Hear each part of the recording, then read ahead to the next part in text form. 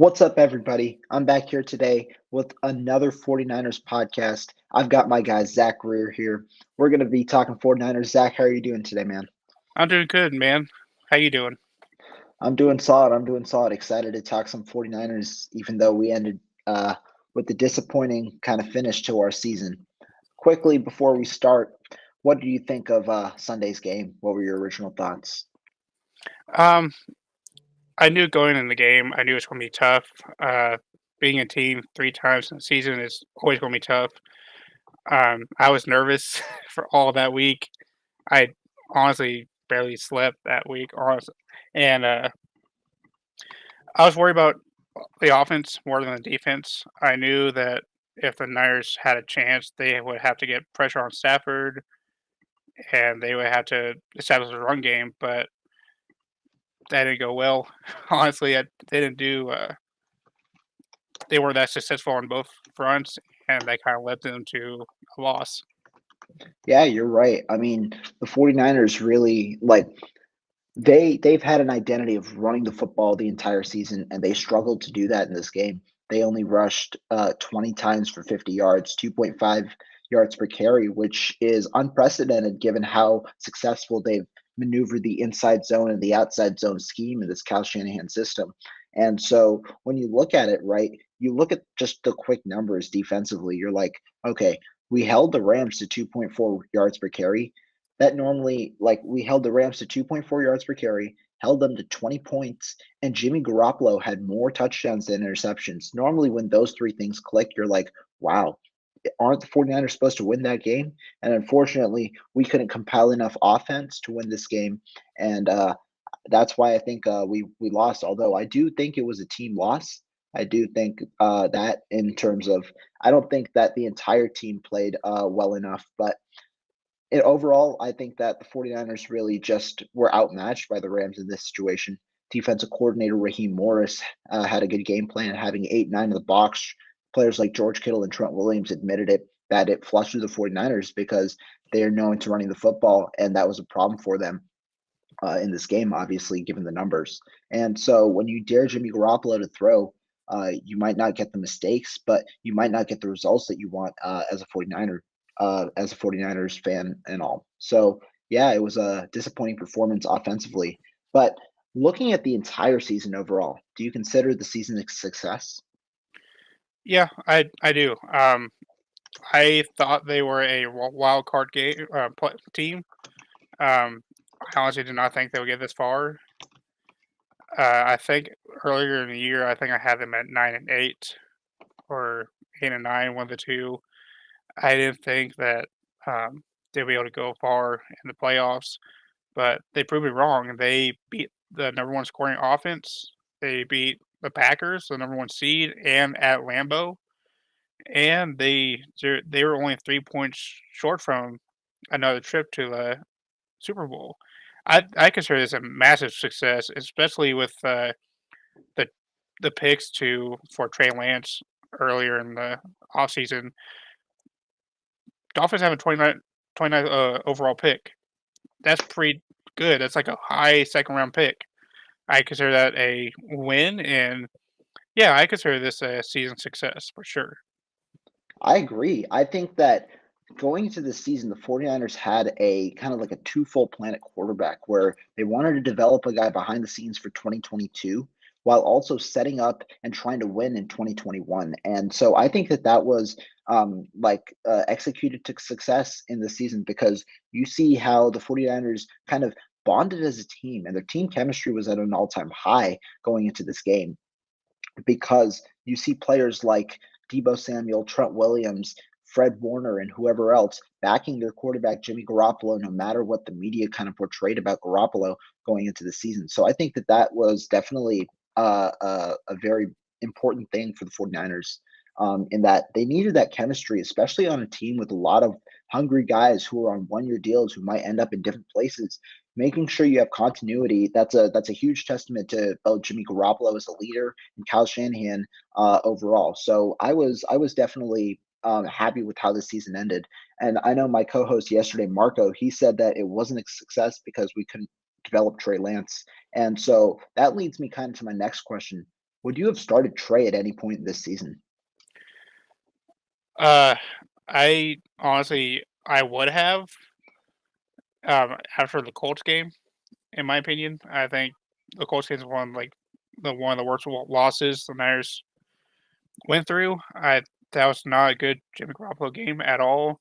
I know the weather conditions and everything else it comes to the factor, but Jimmy was not good in that game. Even the Cardinals game after that, 31-17 against Colt McCoy, the backup. That's there's no excuse for that. There's no excuse for that. Um, Around that area, I would said, yeah, start Trey, let him develop because it was 3-5 at that point, and I thought the season was over with. It's like just start the kid. Might as well. Why not? But as the season progressed, I was like, this is Jimmy's last year. Let him ride it out. But just let him ride it out. Let Trey learn behind him.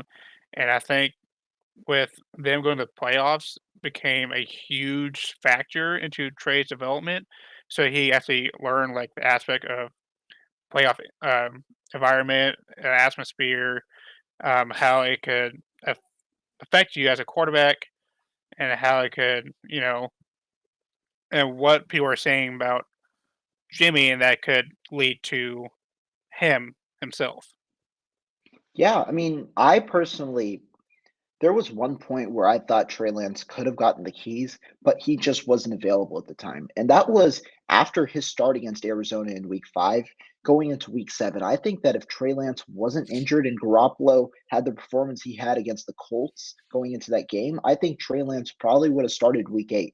But Lance had the knee sprain that went past the timeline that Cal Shanahan had originally given, which was 1 week, 2 at the max. It passed the 2 week timeline, and so that kind of hindered his performance going into, or hindered his availability going into that Chicago Bears game. And that's where Jimmy Garoppolo showed out. He was 17 of 28 for 322 yards, if I remember correctly, with the numerous amount of good throws to Brandon Ayuk, to Debo Samuel, and to all of his receivers. I think that that was kind of like his rejuvenation game of the season, as he was going into Chicago, which is his hometown. So, like, the storyline there was nice. But I think that kind of looking at the entire of the season, like, obviously the 49ers made an NFC championship, which is by all means an amazing feat. But at that point there, after that week 7 game where Jimmy Garoppolo threw 2 interceptions and lost to the Indianapolis Colts, who at the time were also struggling, I thought if Trey Lance was healthy at that moment, you probably could have gone to Trey Lance at that time. But um, going forward, after that week 8, I didn't think that there was really a spot where you could start Trey Lance anymore because Garoppolo played well in week 8. In week 9, while they lost to Colt McCoy, I thought that that loss was solely on the defense and on fumbles created by Brandon Ayuk and George Kittle.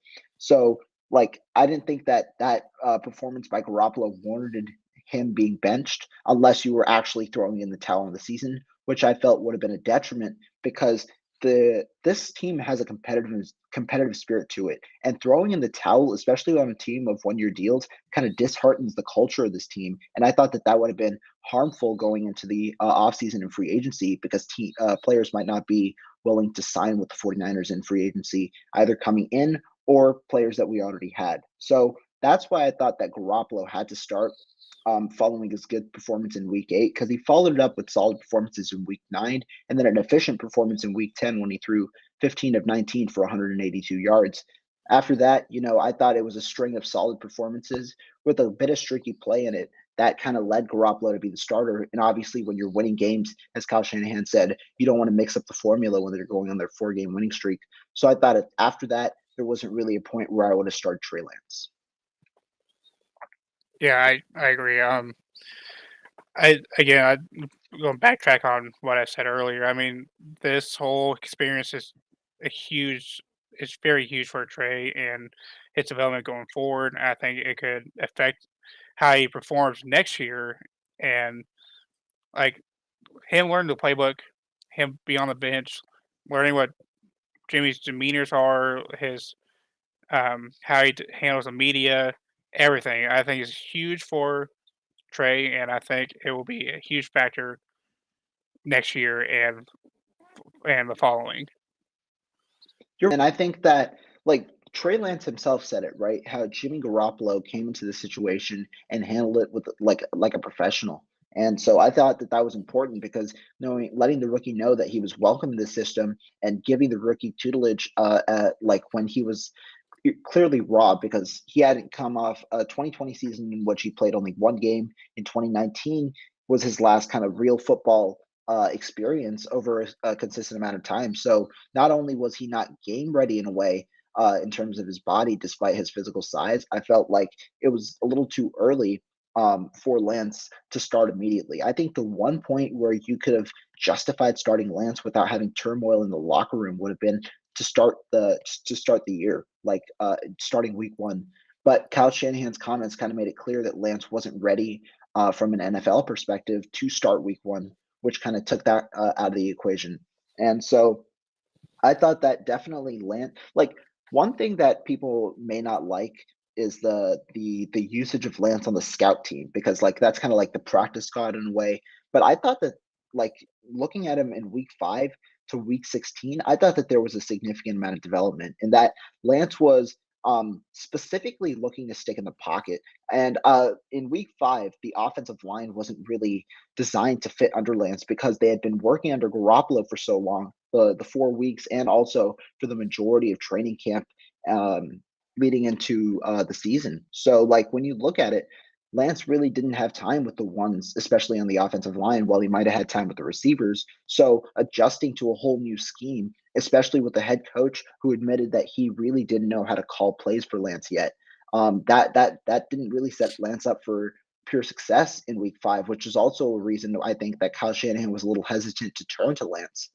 And so I think that kind of like keeping Lance as kind of like your secret weapon while training him on the scout team, having him learn all these different offenses with that mind that he has, meaning opposing offenses, and like emboldening these different quarterbacks that kind of the 49ers are facing. I thought that that would have been very helpful because Lance has to figure out how to play in different play styles. And Jimmy Ward said it himself. Lance was dicing up the scout team or the starting defense on the scout team. So it definitely proved to be a good kind of like experience for Lance. And in week 16, when he got to show out against the Houston Texans, he did the deep throw to Debo Samuel. That's not really a throw we saw from Jimmy Garoppolo all season. And like just the consistency and the ability to spread the football to multiple different areas on the field, I thought that that kind of amazed me, especially from a rookie. And there's one quote from Fred Warner. He talked about this, I think, a few weeks ago. He talked about Trey's early development and what he was doing in camp. He's like, he's relying on his legs too much. He's running too much. He won't take the risk. It's like he said, take the risk. This is your time to do it. Why not? And he started dicing them up. And like you said, they're shredding them and shredding the defense and everything. It's like that's what I want to hear. That's what I want to you know, read about. Like, I want to see Trey develop, take those risks. This is the perfect time. This is practice for you. There's no risk for you. Take those risks right now. And I think he'll do the same during OTAs and training camp next year, anyways. And I also think that with Trey taking the reins now, we'll actually have a vertical game. We'll actually have something to the defense will actually be threatened by the deep game now. You can run the ball efficiently. People defense won't know what to do anymore. It's kind of like the Bills, Mahomes. You can threaten defenses now, and I like the whole spraying the field. When you have Jimmy Garoppolo, you're more focused on the middle of the field, guarding the middle because that's where Jimmy's expertise was. Down the middle, slants, in out routes, those little things. With Trey, you can actually do go routes.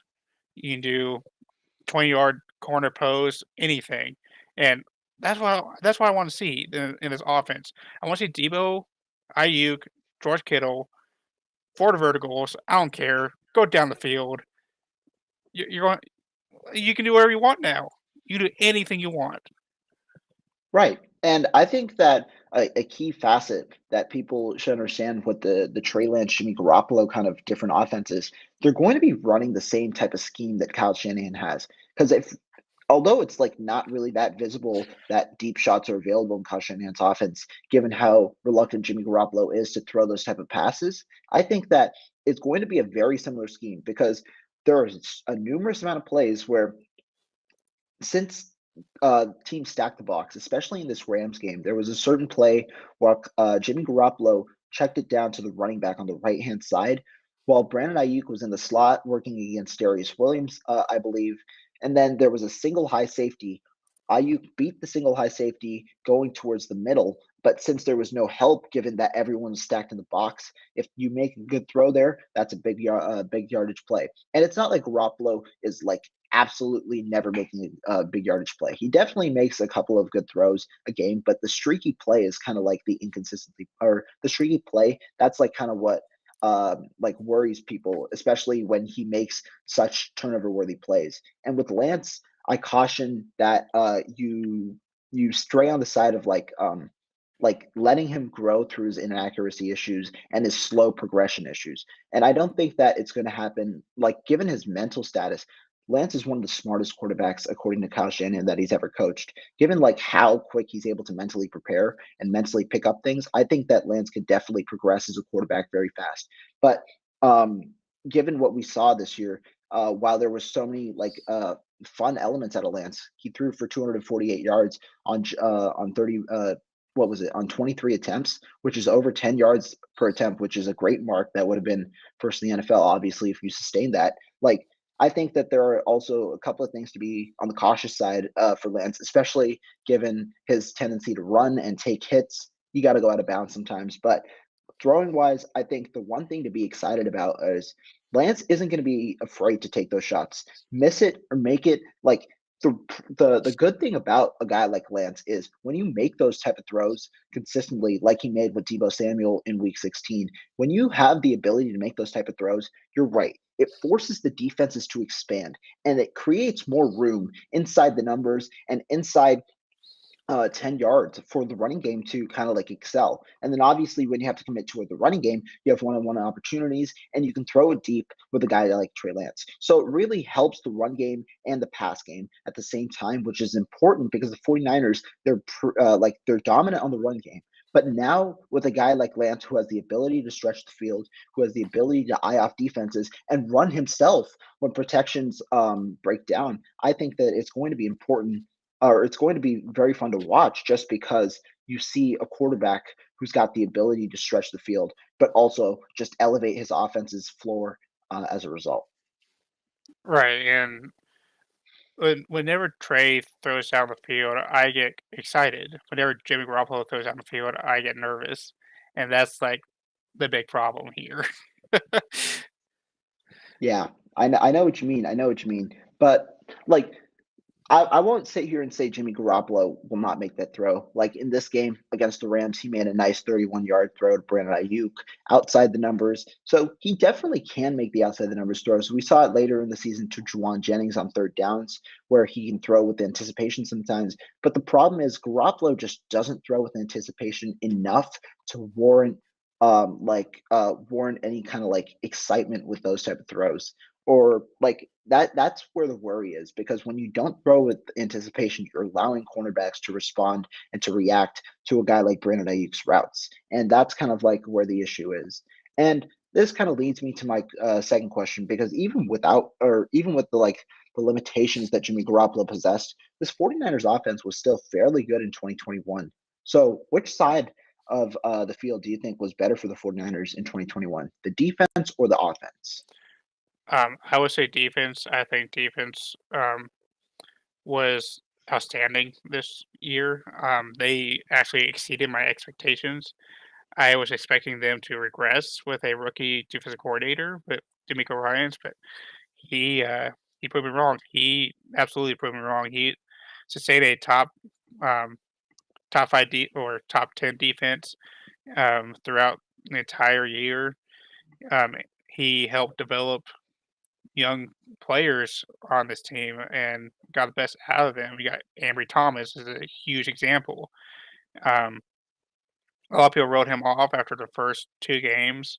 He actually had a really bad game against, Tennessee with A.J. Brown getting over 100 yards receiving, I think almost over 130 yards receiving, and a lot of people wrote him off really quickly, but I noticed how confident he was getting after each game, each rep, he's getting better. He was getting better. And after I think during the Rams game, people started to notice like, hey, this kid actually is good. This rookie's actually pretty damn good. He's getting better, and especially with last interception in overtime against the Rams. Um, and I think Lenore, I think he needs to develop more as well. But when you have like defensive line gaining more pressure and there's more depth with defensive line than there was in 2019, yeah, Ebicom getting a hot start at the end of in the season. Armstead was starting to actually do more, gain a lot more sacks and pressures. Bosa was unstoppable this year with I think 15 sacks this year. Um, for Warren did start off kind of slow, and I can admit that I think he did. But he started turning into his all pro self at the end of the season as well. I think as the season started to end, you see all these players starting to be a lot better than they were beginning of the year, and it just takes time. It takes chemistry. It takes trusting your teammates and trusting your instincts as well to make those plays. And I think they showed up more than offense did. I think offense was kind of stale. Um, I don't think Jimmy Garoppolo helped out that much in that aspect. I think I think with Elijah Mitchell coming into his own role, I think he did pretty well. He almost eclipsed 1,000 yards. He broke the rookie record for the Niners, and that's pretty damn impressive. Um, I think Kittle, I think he was they could use him more, but yeah, I know he loves to block. That's his thing. He loves to block more than he likes to receive. Um, Debo was one man wrecking crew. He was the man. He basically carried us into playoffs this year.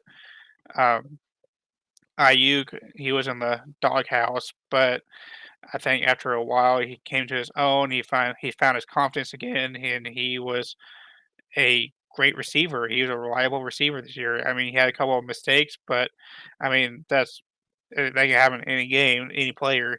So, but in my opinion, I think the defense was a lot better than the offense this year.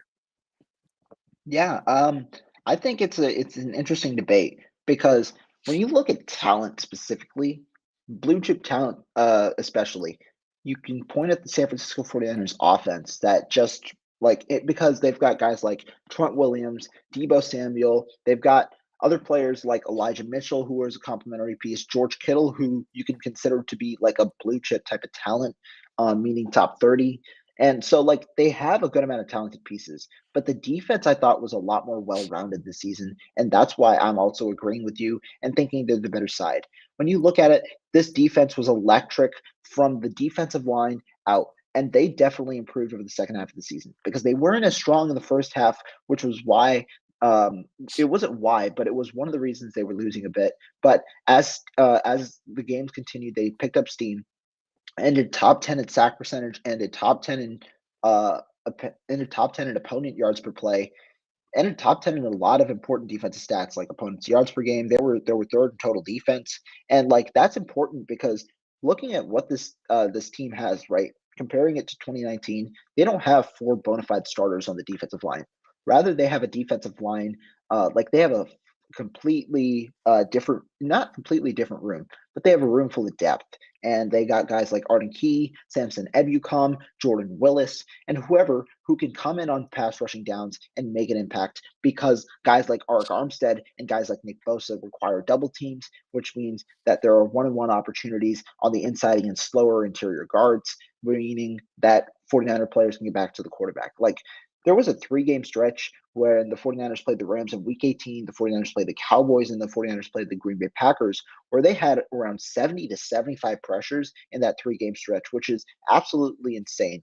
to put that in perspective, the most pressures, or the most pressures allowed by a team this season, I think, was the Carolina Panthers, or I believe so, and it was like 11 per game. Like having 20 to 25 per game compared to that number, I think that that was just a wowing stat for me. And the defense just continuously proved to be the defense continuously proved to be elite, scoring wise as well. They held the Rams here to 20 points. Before that, what they held the Packers to just 10 points. They held the Cowboys to 17 points, Rams to 24 points. The highest score they gave up over the last couple of weeks of the season was the Rams at 24 points, or sorry, the Seattle Seahawks at 30 points. Apart from that, it's 24 and under over the second half of the season. I thought that that was definitely something huge, especially given that they gave high-powered offenses. Dallas had the number one scoring offense in the league. Green Bay is a top scoring offense. Cincinnati was a top scoring offense. Los Angeles was the top scoring offense. And still, they were able to pull out like this. So I thought that that was I thought that that was very phenomenal from the 49ers defense. And one other thing, when you look at this this defense, D'Amico Ryans and Kyle Shanahan deserve a lot of credit. Jimmy Garoppolo this season, if you look at the stats and if you try and look close at the numbers, you might be hoodwinked because Jimmy Garoppolo is one of the most interesting case studies I've had this season. His yards per attempt, 8.6 yards per attempt. He leads the league in yak per completion. He leads the league in it's not that he leads the league, but he's top five in certain statistics. And you're like, wow, is this guy really that good? In my opinion, it's kind of just a function of Kyle Shanahan because Kyle Shanahan finds ways to, despite Garoppolo's limitations and players knowing where the ball's going to go, Kyle Shanahan still finds ways to create opportunities for his receivers to get open in space. When you look at that yards after the catch number per completion, Garoppolo leads the league at 6.3 yards after the catch per completion. And that's important because what does that mean? It means Kyle Shanahan is scheming players open so that they can turn up field and create extra yardage, which is why those numbers might seem inflated. And I'm not saying credit shouldn't go to Garoppolo. Garoppolo makes some really nice throws at really nice times. He also makes some really poor throws at really poor times. So, that's the inconsistency. But seeing how Garoppolo functions, on tape versus what his statistics show, I think that that's just a credit to how Kyle Shanahan has schemed this offense this entire season. And for D'Amico Ryans, I thought that he did a phenomenal job, especially after Emmanuel Mosley went down in Week 13 against Seattle Seahawks with that injury. He struggled. The cornerback struggled against Seattle. DK Metcalf and Tyler Lockett ate him up. But the next week, guess what? He starts the rookie Ambry Thomas. Ambry Thomas had a tough game against the Jamar Chase and the Cincinnati Bengals. But the 49ers pulled through because D'Amico Ryans has timely blitzes. He sends Nick Bosa, K'Waun Williams on a third down. They get the sack. D'Amico Ryans just has this knack for calling plays at certain times. And while he might have seen outmatched in this last game, I thought D'Amico Ryans was great throughout the entire season. A lot of people were saying, fire D'Amico, fire D'Amico. And I myself, I didn't say fire D'Amico at all. And I definitely didn't say fire Kyle. But I definitely thought that D'Amico Ryans had some rookie mistakes early in the season, but he's learned to adjust and adapt as the season's gone on. And that's why I think he definitely could be a head coach in the future. Oh yeah, I absolutely agree. I was on the I wasn't on fire Kyle train at all, but I was pretty upset with him. I did critique him. I was a little upset with him with the way some of the plays he was calling, especially on like fourth down situations, third down situations, and I think they were just bad play calls. But honestly, it could have been the execution. It could have been anything else. It could have been Kyle's thought process, like, what can I do to after this play, if it fails, what can I do in the next drive? What can I do? Can the defense can we trust the defense to help us out? And sometimes it works out, sometimes it doesn't. People hate the 4th and 2 play call in the against the Rams early Sunday. I think when you listen to his press conference, he was talking about 2 straight runs, and Right. he thought that if he could get at least 1 more yard, he can do like a QB sneak or something. And I agree. I think that would think that would work. Um, I was on the please pass the ball, Kyle on second down. Hmm. But I mean, it doesn't work. It doesn't work. And credit to the Rams defense. They were great. I I mean, you gotta give credit where it's due. Niners aren't going to be successful every time they run a play or anything, and it happens. It's the NFL. It's football. Um, but yeah, D'Amico, I never criticized him, or I wouldn't say it. I would never say fire D'Amico at all. I knew he was a rookie. I knew he was going to make mistakes. I knew it's going to be a process. That's what rookies do, and he got better after each game, and I was entirely impressed with the work he did this year, and I'm assuming he's coming back this um next year. Yeah. But Chibico, he was fantastic. I'm still in awe with how well he did, the type of disguises he was doing, the adjustments he made in second half. Um, I think the most impressive defensive win in this season is probably the Packers in the playoffs. That's one of the most impressive defensive games I've seen from the Niners in a while. Um, Holding Rodgers to 10 points is unheard of at Lambeau, and in the snow as well. Offense did nothing to help him out except for like the last drive to get those field goal or just get those field goal range. But still, it's after the first drive, I was like, all right, it's gonna be a long game. It's gonna be defense gonna be offense gonna bail us out in this one. And then they just stepped up and just it's just crazy how well they did against Devontae Adams as well. I mean, Adams guys do. He had 90 receptions for 90 yards, and but still, he's just D'Amico's just crazy out there, and again, it's still one of the most impressive wins I've ever or yeah wins I ever seen from a defense. Yeah, I mean, I totally agree. And that brings me kind of to my next point on the two potential head coaching candidates for the future in for the 49ers, D'Amico Ryans and Mike McDaniel. You gave a couple of thoughts on D'Amico, but what do you think about both of them being potential head coaches in the future? D'Amico, he definitely will. Like I said, I think he's coming back next year. He already declined the Vikings Yeah, he offer him. actually he did tell Kyle Shanahan on the bus ride back that he will be staying with the 49ers this season. Right. I remember that press conference. He was talking about it, and he was just Kyle was just kind of joking around, like good luck and stuff like that. And he was like, "Yeah, I'm staying." So I think that's kind of funny. McDan- McDaniel's he's a very smart coach. He's a very intelligent guy. He definitely has attributes to be a head coach. I think he should stay at least one more year. I think that one more year to actually help him out a little bit more. Um, I think him going to my with everything going on with Miami right now, I think it would be a bad idea to go there. Um, but that's his. I mean, it's his choice anyways. But I like both of them as head coaches. I think they'd be successful wherever they go. Um, but yeah, I think they'll both do fine.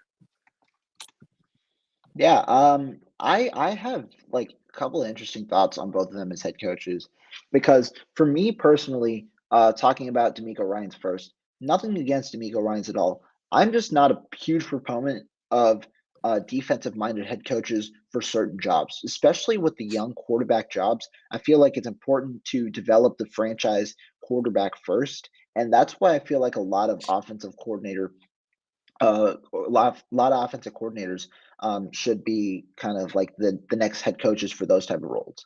Uh, but like that's kind of like why you see a guy like Kevin O'Connell being hired with the Minnesota Vikings, or Brian Dable being hired with Daniel Jones and the New York Giants. And I was interested by the Kevin O'Connell hiring. I thought the Minnesota Vikings were actually going to go with the defensive-minded head coach. And that's why I thought D'Amico Ryan's really fit there.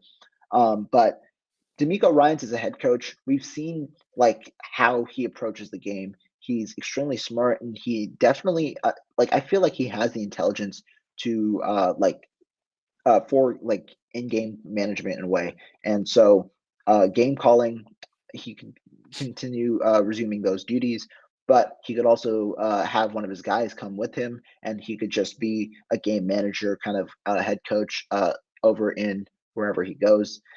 For Mike McDaniel, I think it's a very interesting case because Mike McDaniel is similar to Eric Bieniemy in that he is with a high prolific offense, but while they coordinate some of the game, they don't actually call plays as an offensive coordinator. And so I originally was a little hesitant with guys like that to run a head coaching job because you've never, let alone call plays. So how exactly are you going to be a game manager as a head coach? But then I saw Joe Schoen, the new New York Giants general manager, his press conference the other day, and Joe Schoen actually said that he would prefer that Brian Dable, the new head coach for the New York Giants, actually not call plays for the Giants this offseason, rather having them hire an offensive coordinator and that kind of person call plays while Dable manages the game.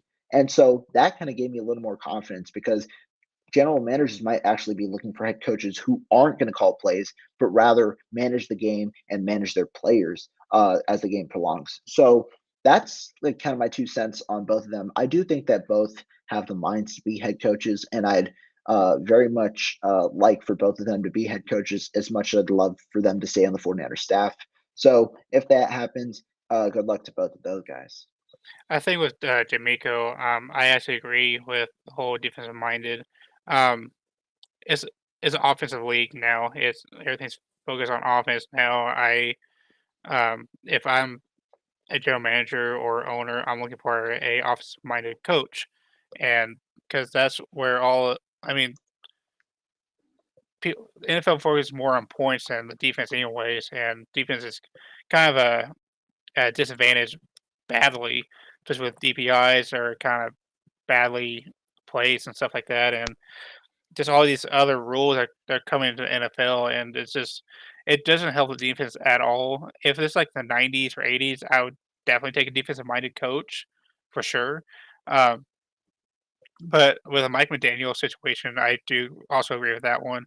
Um, if I'm McDaniels, I would go to an offensive coordinator and actually call plays with the head coach before actually taking the head coach role. He's more of a and Kyle has said himself, he's helped with the run game a lot more than anything else. And I mean that can only get you so far too. And I think if he ever did leave, I think he would have to be offensive coordinator to help out, call plays, to get a feel of what it's like to be offensive coordinator, and how it feel like to call plays in like intense situations or something like that. Mhm. And I think that if he ever did get that opportunity, I think he would take it. But I think he has a good connection here in San Francisco already that I don't think he wants to leave per se, but people understand how smart he is and how intelligent he is that there is a chance that he could work out. Yeah, and I agree with what you just said. And surprisingly, I thought both places that both coordinators applied to or interviewed for were good fits for the respective guys. I gave my piece on D'Amico earlier, but Mike McDaniel, I thought that he'd be a great fit with Miami before all the turmoil that happened over the couple of days hit. Because Mike McDaniel, like you just said, is a run game specialist, and while he may not call plays if he becomes a head coach, I felt like Tua Tagovailoa, one thing that he really could benefit from was a very efficient run game because to me, I'm not going to say I view him like Jimmy Garoppolo, but I view him in that his short and medium passing is much stronger than his deep throw. So I thought that offense similar to the one they ran in San Francisco would be very helpful for a guy like Tua Tagovailoa, which is why I thought Mike McDaniel could be a good fit should he choose to pick it. I thought that Kellen Moore might be the favorite given how he was helpful in Dak's development.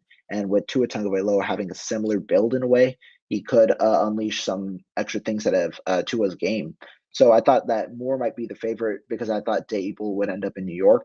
But I would not be surprised if McDaniel gets hired there, although I don't know now about with all the rumors with Stephen Ross, their owner. But I think Kellen Moore gets the job now. yeah, hopefully they don't like use McDaniel in a way to like up like appraise their public image or something like that. Because Mike McDaniel is half black. For you guys that don't know, his father was actually black. So like, hopefully they don't use like Rooney Rule or compensation reasons for like hiring Mike McDaniel, because it seems like that's what they did with Brian Flores in a way to try and get him to tank games.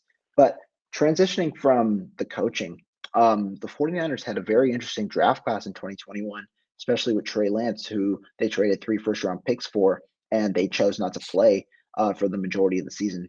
What were your thoughts on the 2021 draft class for the 49ers, and who do you think made the most impact?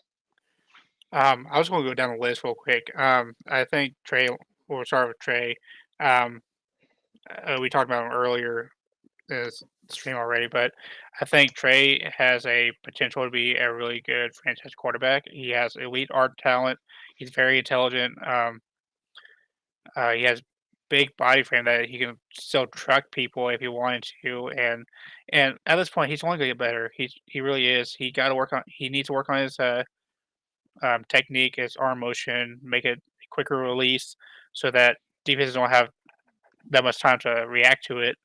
Um, and you know, work on his footwork and stop relying on his legs and trust himself. You know, needs to get more confident in the passing game. But other than that, I think Trey's going to be the guy in the next 10 to 15 years. Um, I'm optimistic about him. I like what I saw from the 2 games that he started in. Even the game in Seattle, first. I think it was the first game that Yeah, he played a major part in, and he was doing pretty good there. And the development from those games till the Texans games, and that was pretty big because they had to win that game to get into playoffs still, and the amount of pressure he had on himself, he kind of shrugged it off. They did a great job against like the Texans, who just beat the Chargers. The Chargers were a really good team that could have been in the playoffs. Um, but after that, you have Aaron Banks. I I think it was Rich Madrid that said something about it, but I think Aaron Banks is more suited for Trey Lance more than Jimmy Garoppolo. Um, we didn't get to see him play or I don't think we got to see him play at all. I think he played 1 game maybe. Um, I think well, we need to see what he has. I'm kind of sad that he wasn't a plug and play player, especially with a second round pick. But hopefully he's able to be healthy enough to be good enough um, to start in that right guard role, and we'll see what he has next year. Then we have Trey Sherman. We got to see a little bit of him this year. Um, Again, I think he's more suited for Trey Lance than Jimmy Garoppolo. Um, we still didn't get to see Sherman's really potential this year. He did get hurt early on with a knee injury and his knee or leg injury and or concussion. That's what it was, concussion, I think. And mhm, I Trey needs to work on Sherman needs to work on his vision and work and footwork as well. He was outstanding in Ohio State and Oklahoma, but um, I just didn't see much from him this year. I had high hopes on him this year, but I didn't get anything from him, and I was kind of a little disappointed. So hopefully we see more from him. Hopefully him and Mitchell can be the 1-2 punch for this team. But we'll see. After that, we have I think it was Hufanga. Nope, sorry, Thomas. I skipped over Thomas. Um, I talked about him earlier. I think he started out slow, but I think he became a really great corner at the end of the stretch of this Niners run, and I think he can become number 1 quarterback for this team. Excuse me. I think he can give Mayo Mosley a run for his money for the number 1 spot. Um, Actually, I personally think he played better than Mosley this year, but I mean that's from the eye test that haven't really looked at the film too much into that. just from the eye test, I think Thomas did play better than mostly at the end, like last 2, 3 games. Um, that's just me. Um, but I do think that Thomas could be a really great player um, with this team. And then after that, you have Jayla Moore. Um, he played one game for Williams, and he started, and I think he got benched during the Jacksonville Jaguars game. Um, I'm not sure what happened there. I thought he did fine the week before that. Um, I think he still can be improved on. I think he'd be a great swing tackle eventually for Trent, if just in case Trent does go down again. Um, I was a little upset that he did get benched and McCavis came in for him, but it is what it is. I think he can. I mean, obviously, he still has a lot to improve on, and I think he'd be a great depth tackle in this league. Lenore, um, I had high hopes on him early on in the year. He started out strong, and then he just fell off the earth for some reason. I don't know what happened. He did have a kid. I know that for sure. Maybe that's why he missed all those games. Maybe not. I'm not sure about that one. Um, I want to see more from Lenore. Maybe make an impact on special teams. Maybe make or give mostly Thomas a run for the money as well for CB2 or CB3 position. Who knows? Um, I mean, I I still got to see more from him as well. Then you have Hufanga. I think he did decently well for the strong safety. He was switching in and out with Tart for the strong safety position. He was he was great on special teams. He really was. Um, I he need he needs to work on his coverage though. He's been a liability in coverage this year. He did get burnt a few times in the deep passing game, and that's something he really needs to work on. And he just needs to trust his instincts more. He needs to trust what he's able to do more. And then after that, you got Elijah Mitchell. Mitchell, Larry was the best running back for this team this year. He broke the Niners rookie record. He was only I think 30 something yards short of 1,000 yards. I asked him more. I think it's 70. I can't remember. I had to look at the stat again, but um, I know he's less than 100 yards short of 1,000 yards. And Hmm. you know, I Yeah, I Mitchell was believe it. Just to type in, I believe it was 37 because I 37. think he had Okay, 963. Yeah, at the end of the okay. regular season. And I think Mitchell. I think after he got hurt, I think his speed slowed down. I think his knees wasn't able to hold up on him that much this year. Because there were a couple of long runs he could have broke for a touchdown. I know he could have if his knees were healthier. Um, so I mean, only thing he needs to work on is just getting healthy. Just work on in his vision. He did have suspectful vision sometimes on a few plays, but um, I think the most impactful player was either Thomas or Mitchell. I think Mitchell stepped into that running back one role. He was the best running back in this group outside Mostert before he got hurt early on in the season. And I mean, Hasty didn't do too much. I mean, he was there in the passing game a little bit, but he didn't do too much. Um, Jeff Wilson Jr. He was there. He stepped in. He has some good plays here and there, but and he was just kind of inconsistent as well. So Elijah Mitchell was really heavily uh, im- uh, impacted on for this offense, and I think Thomas really came into his own and helped out the defense locked down on one side of the field. So out of those two, for the most impact, I think it had to be Elijah Mitchell. Okay. Yeah. Good words there. And for my thoughts here, Trey Lance obviously was the headline of this class, but he only played in about 3.5 games, starting against the Arizona Cardinals once, starting against starting against the Houston Texans once, or I guess it was 2.5, and then he also played half against the Seattle Seahawks, and then apart from that, he had a sprinkled plays in the early part of the season, as well as some garbage time play.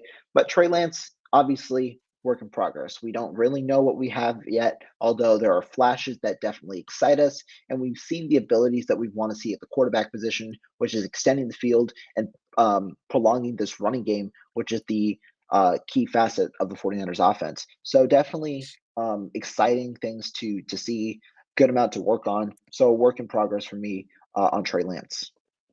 Our second pick was Aaron Banks. I thought, like Trey Lance, many of the 49ers picks in this draft were projected for 2022.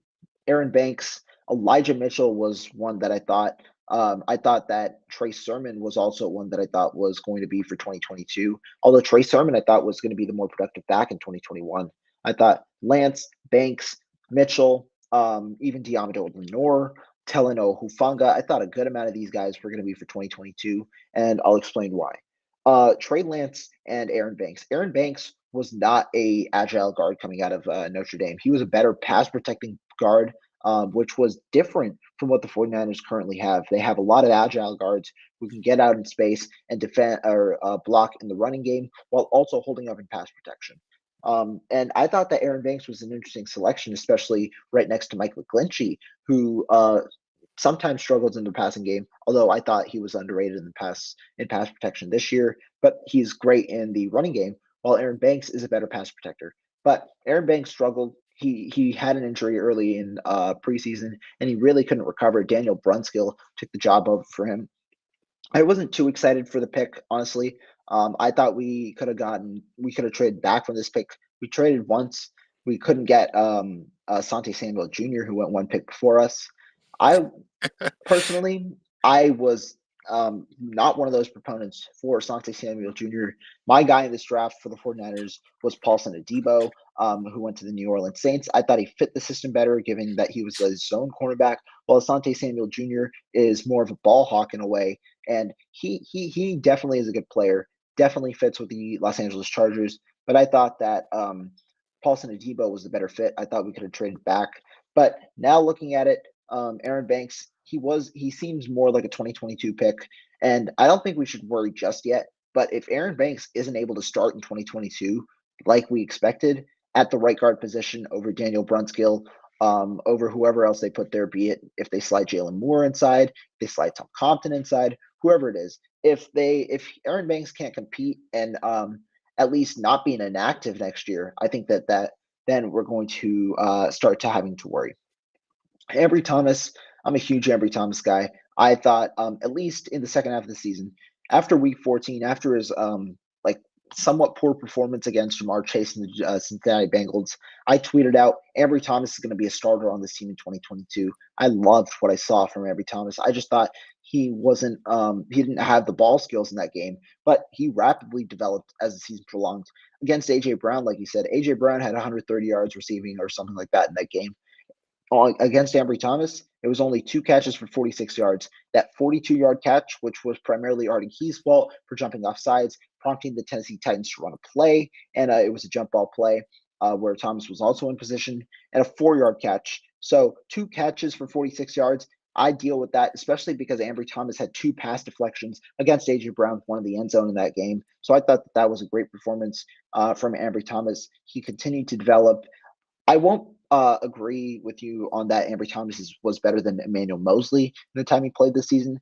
I thought Emmanuel Moseley was one of the most underrated. I called him the most underrated player on this team in 2021. I thought he had a phenomenal season. He only allowed a 56.4 completion percentage, only allowing 10.3 yards per completion, 5.8 yards per target, which is a great number for any cornerback in the NFL. And he only allowed a passer rating of 65.6.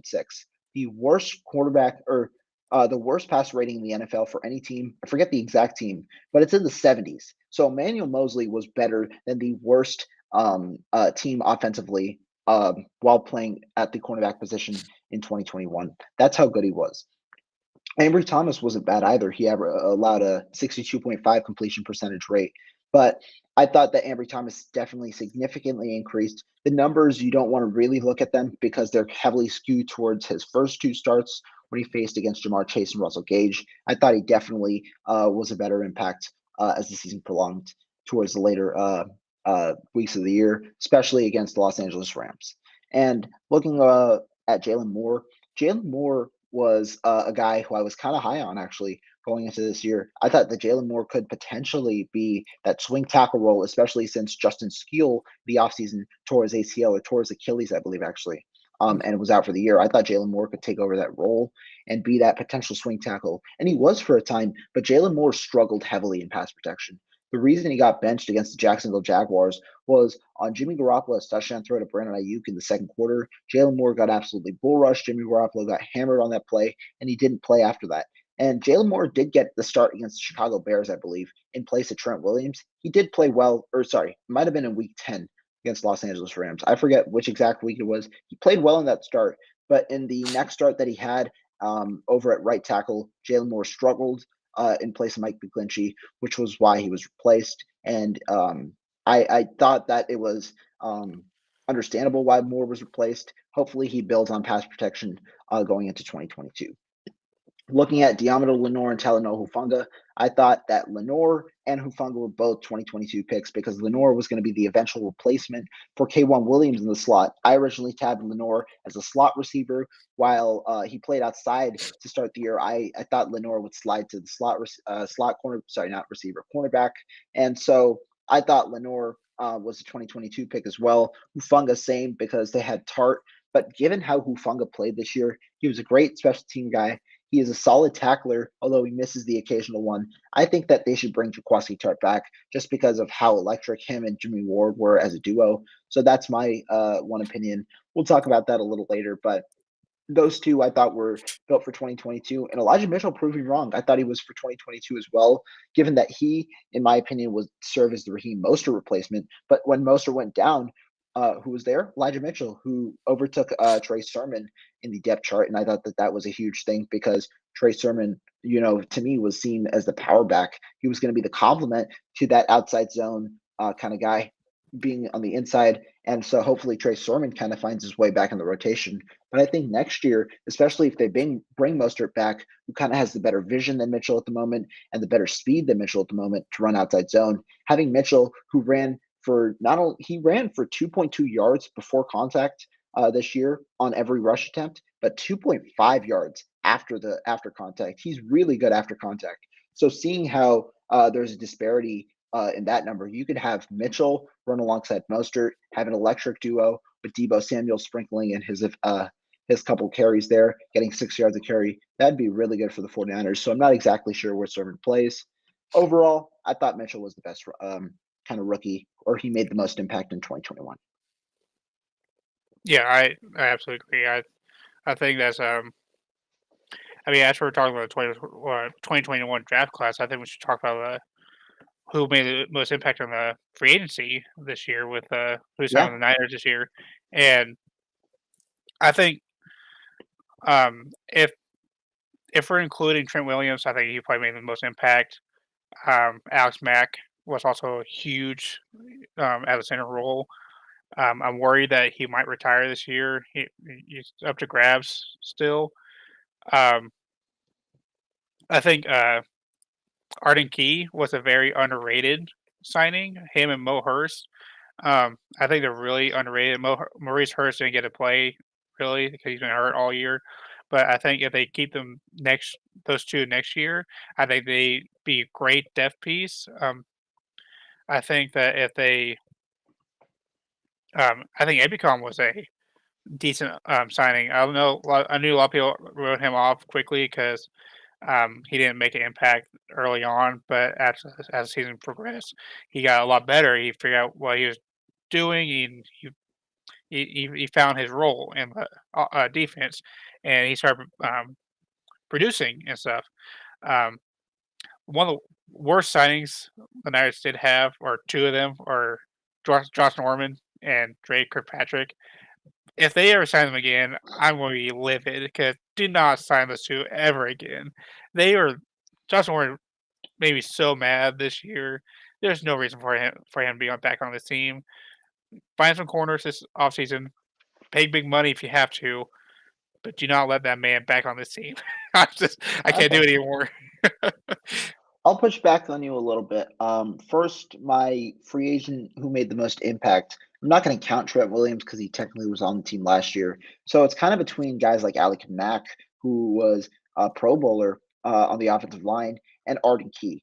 And I'm going to go with Arden Key because I view the defensive line for the 49ers as more impactful than the offensive line for the 49ers. And Arden Key was a very interesting player to me because he never played in more than 50% of snaps in the entirety of the year. And Arden Key, I think, like when Arden Key started clicking it together against Arizona in week 9, where he recorded his first sack of the year, that's when the 49ers kind of started configuring their identity, especially in week 10 when Arden Key had another sack and started that sack streak.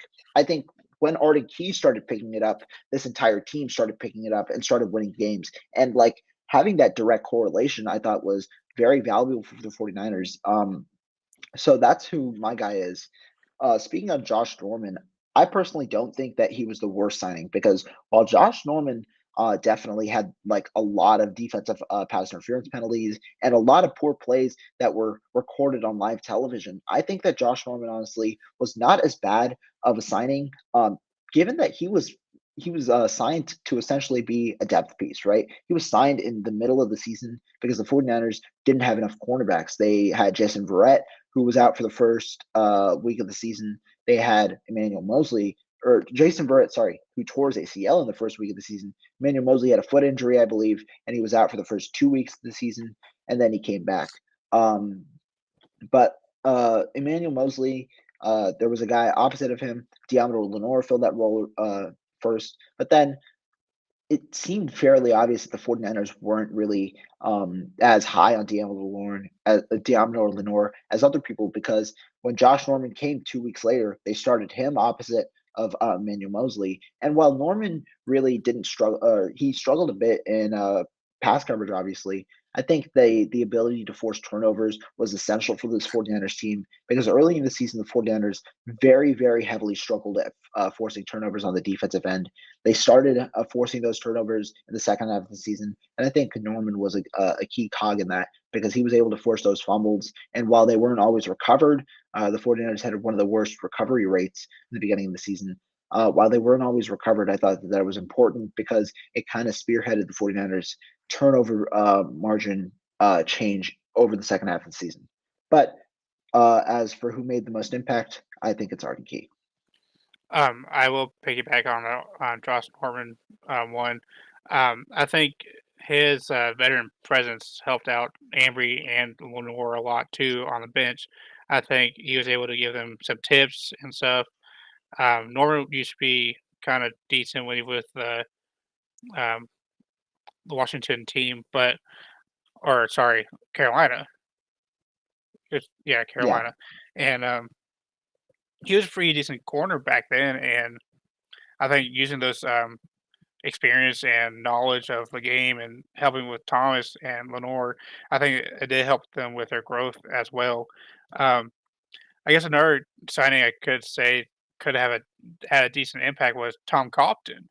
Um, I mean, he did pretty well on I mean, he's not good in pass protection, but he was a really good run blocker, and actually, he was on par with Mike McGlinchey, and I would think in the run game. He actually has some really high grading games this year too, and I think that's a really very underrated aspect um, of his game. I think people really understand that Tom Cotton was one of the best run blocking tackles in this, I think, in the league, honestly. And I mean, he's not good in pass protection. He was a very big liability in pass protection, but I think that um, I think that he was a very, very underrated signing though for this team. yeah. I mean, I agree. Tom Cotton, he was signed as one of those type of tackles, the swing tackle kind of role as well. in the offseason. And I think that it was important that despite how poor he was in previous years, he stepped it up this year. And while I don't think he's really um, he might not be a starting caliber tackle on most teams, I think that he definitely was a serviceable player for this team. And I don't know if they bring him back in the offseason, if he commands more money because he's on a 1-year deal. But if they do or don't, his services were definitely helpful. And I do think that it was also somewhat of a product of Kyle Shanahan being able to scheme properly and got Compton in favorable positions because obviously Compton isn't the best player in the world, but his contributions were definitely there in 2021. Yeah, All right, I yeah. I agree. To kind of like end this stream off, overall grade for the season. What are you thinking, Zach? Talking like letter grade or You can give that a 10. Scale out of 10. What are you thinking? I would say 7.5, 8, around that area. I think that's I think that's fair. Um, this team very much exceeded my expectations. They got to the NFC Championship game, which I was not expecting at all. Um, again, I really thought they would get wild card and get bounced the first round. That's where my expectations were. I was like, this season's kind of like it is what it is. I didn't believe in Jimmy Garoppolo that much this year, but he did do some really good things this year. Um, I think that he actually got better with Trey Lance being in this room because he was doing things that I normally wouldn't think I would see him do, like scrambling for the first down and such, um, especially after tearing his ACL. Um, but the defense really showed up this year. They were actually third in yards or yards allowed this year, and I think that's a huge aspect of yeah, and knowing how well D'Amico Ryan's is, and he can only get better. He has experience now. He can do. He can still make this creative disguises and the defense and everything. And if he ever gets like healthy corners and such, I think he actually has a real chance of getting another top five defense season. Um, but as overall, I really think it's like 7.5 or 8 as a grade. This season was very successful, and I think Trey learned a lot from this and the rookies to understand um, what it is to feel like that playoff um, atmosphere and know what heartbreak is as well. So, um, yeah, I think this actually, yeah, I think 8 is my grade for the season. Okay.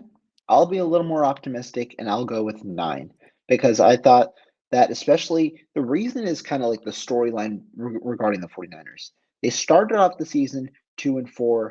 They go 3-4 after the win against Chicago Bears, but they lose at home to the Colt McCoy Arizona Cardinals. And they're at an absolute low spot going 3-5. Guess what? They walk out to Super Gremlin in week 10. They defeat the Los Angeles Rams, who are on a roll, 31-10. And then right after that, they go 10-2 for the rest of the season before losing in the NFC Championship game.